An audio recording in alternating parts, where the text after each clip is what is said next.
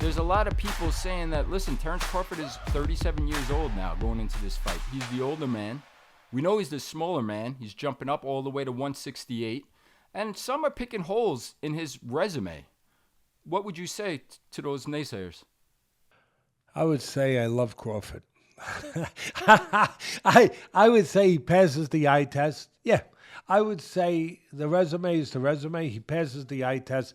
Everyone he's been in there, he's won. He's won convincingly. I know with the Matrimore fight, people want him to win big. It was his first time stepping up in weight to 154, and it was a guy with 300 amateur fights. Only had 10 pro fights, but he had 300 amateur fights, with the best international fighters in the world. And he had a very deliberate style, a very distinct style, a very awkward style in its own way. So people don't look at that. They don't look at the things, obviously, that I'm looking at, being a trainer, being in the business of boxing my whole life, 50 years of it. So I'm not disputing that Canelo has a better resume. I'm not disputing that. That's not disputable. He does.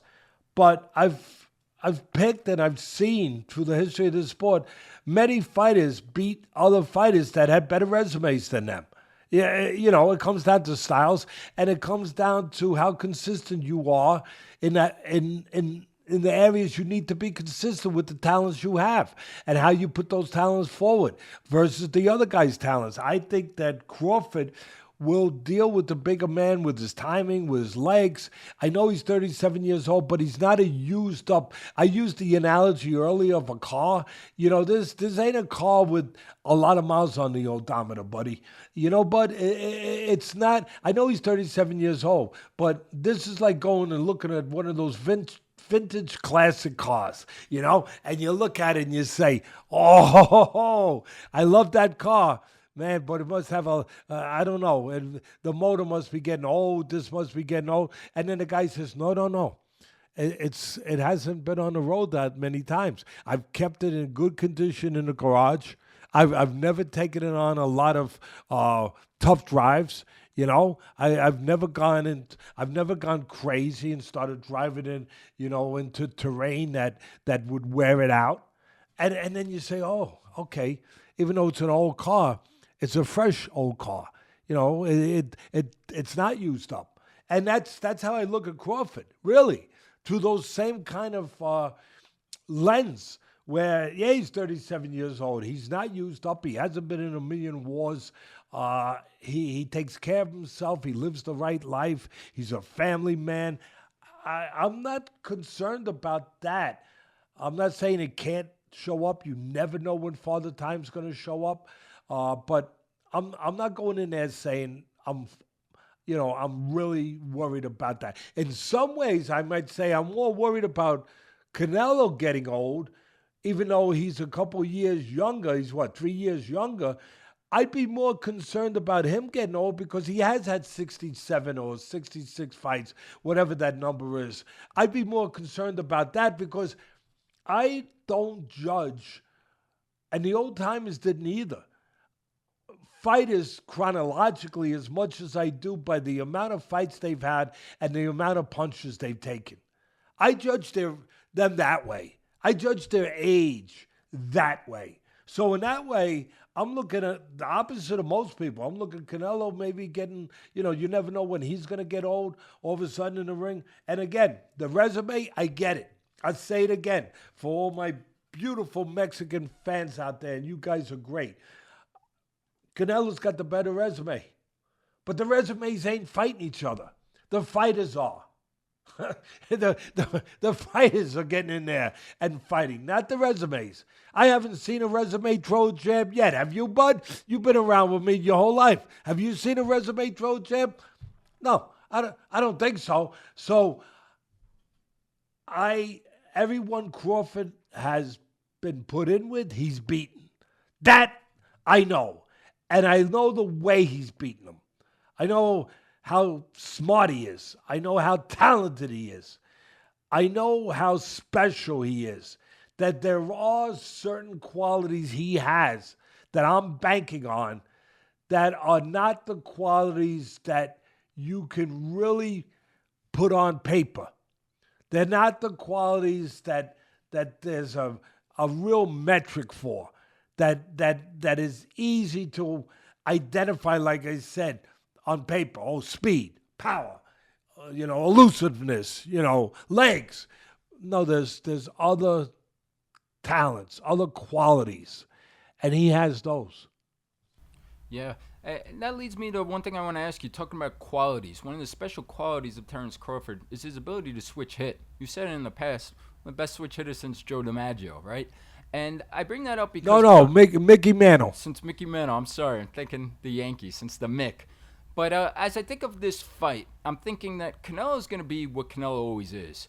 Is there going to be any surprises from Crawford's end? And where I'm going with this is he switches a lot. Is he better at lefty? Is he better at righty? But does he come into this fight as purely maybe a southpaw? Do you do something drastic? And the reason why I say that is Canelo struggled versus southpaws. He struggled versus Lara many years ago. He struggled against Billy Joe Saunders before getting the stoppage and breaking his orbital bone. And he hasn't fought a southpaw in his last 4 fights now since John Ryder. Is that something that Crawford's camp you think will be thinking about doing? Or you're taking away from the great Crawford and you allow him to go do what he does and beat to his own drum? No, you let him do what he does. You let this guy's a chemist. He's a scientist. He's a genius. He is. And all the great ones are in their own right. And you let him do what he does. He will get a good designed strategic fight plan, an overview given to him by Bomac and the other 2 guys that are in the camp training. He's got 3 people around him he trusts that train, and they do a great job. I'll say it again. So does Canelo's men, of course. But I'm talking right now about Crawford. They do a great job.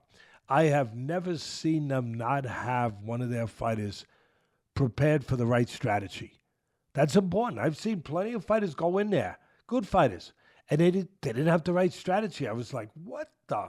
You didn't know who you were fighting? You didn't look at tape? Somebody didn't tell you? You didn't know the guy does this? It's like you're finding it out for the first time, and it's showing. But never, ever with the Crawford team.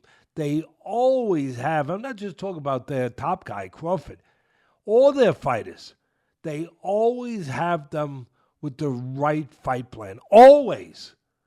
And I can't say that about too many people in this business, I'll be honest. So I have no doubt they will do what they've always done. They will have a fight plan that they think makes sense, that will be figured out, and they've been doing in the gym, going over it in the gym. But then they will have plan B. And plan B will be, hey, champ, go do what you got to do. Go do what you got to do, champ.